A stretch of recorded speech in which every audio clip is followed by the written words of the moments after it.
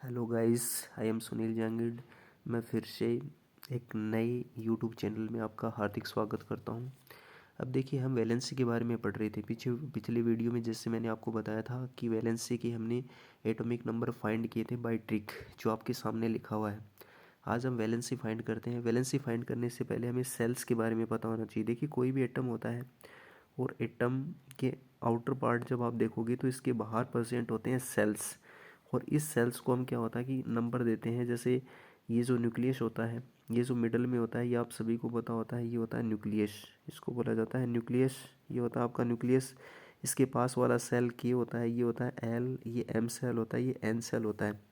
इन सेलों में जब आप सीन करोगे तो इनके फिक्स इलेक्ट्रॉन यहाँ पे मूव करते हैं। जैसे के सेल में मैक्सिमम 2 इलेक्ट्रॉन होते हैं, वैसे ही एल सेल की बात करें तो एल सेल में 8 इलेक्ट्रॉन मूव करते हैं। वैसे ही एम सेल की बात करें तो इसमें भी 8 इलेक्ट्रॉन मूव करते हैं।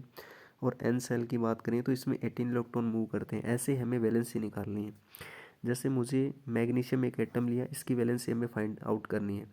तो यहाँ पे देखिए, जो मैग्नीशियम होता है उसका एटॉमिक नंबर हमें सबसे पहले पता होना चाहिए।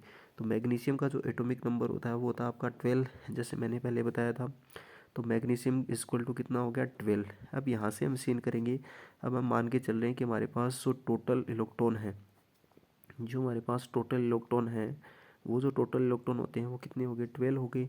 तो देखिए, ये जो टोटल इलेक्ट्रॉन होते हैं इनको हमें क्या होता है कि ये जो सेल हैं, ये जो सेल हैं, इन सेलों में क्या होता है कि हमें फिल करना है। इन सेल में क्या होता है कि ये इलेक्ट्रॉन है, ये फिल करना है। कैसे फिल करेंगे, देखो कि ये जो है वही मैक्सिमम कितने इलेक्ट्रॉन ले सकता है, 2 इलेक्ट्रॉन ले सकता है। बट हमारे पास 12 इलेक्ट्रॉन है तो इसको हम कंप्लीट फिल कर सकते हैं। ऐसे हमारे पास एल सेल होता है, इसको हम 8 इलेक्ट्रॉन दे सकते हैं, ये कंप्लीट फिल हो गया।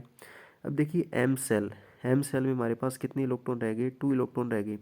तो हमें वैलेंसी के लिए आउटर शेल जो होता है उससे ही मतलब होता है, बाकी हमें किसी भी सेल से हमें मतलब नहीं होता है। क्योंकि ये जो सेल है ये आपके कम्प्लीटली क्या होता है कि फिल्ड होते हैं। और ये जो आपका आउटर शेल है ये क्या है, कम्प्लीटली फिल्ड नहीं है। कम्प्लीटली फिल्ड नहीं है तो हमको याद रखना है कि आउटर सेल में अगर 1 इलेक्ट्रॉन हो, 2 इलेक्ट्रॉन हो, 3 इलेक्ट्रॉन हो, 4 इलेक्ट्रॉन हो, अगर ये इलेक्ट्रॉन आउटर सेल में आपके प्रेजेंट हो, इसका मतलब ये इलेक्ट्रॉन को लॉस करेंगे, ऑलवेज इलेक्ट्रॉन को लॉस करेंगे। और हमें याद रखना है कि जो इलेक्ट्रॉन को क्या करता है, लॉस करता है, उसकी वैलेंसी हमेशा क्या आती है, पॉजिटिव आती है। उसकी वैलेंसी हमेशा पॉजिटिव आती है। अब यहाँ से देखिए, ये 2 इलेक्ट्रॉन क्या कर रहा है, लॉस कर रहा है।